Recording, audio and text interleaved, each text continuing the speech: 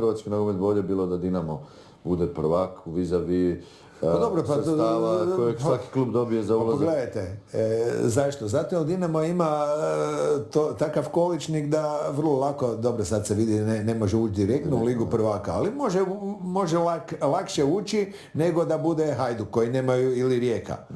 I teško da oni mogu uopće ući sa koeficijentom koji imaju, jel tako? Pogledajte, pa mi smo dobili na račun toga u hrvatski nogomet 10 milijuna eura, ili ne znam, ili toliko, čak i više, možda, nemam pojma. Pa to je ozbiljna priča, pa ko će nama dati 10 milijuna? Pa to je priča došlo iz Europe, to je došlo u Hrvatsku.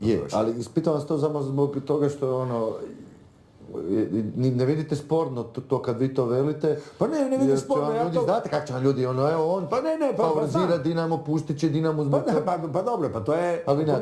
Pa nemam ja problema s tim. Ja kažem kak je. Jel to istina? Jel to istina? Pogledajte, ja gledam koji mi je interes. Ja da dođem u Lokomotivi do 1 000 000 eura, pa ja moram prodati ozbiljnog igrača. I imam igrača manje. A to je čista lova, čisti...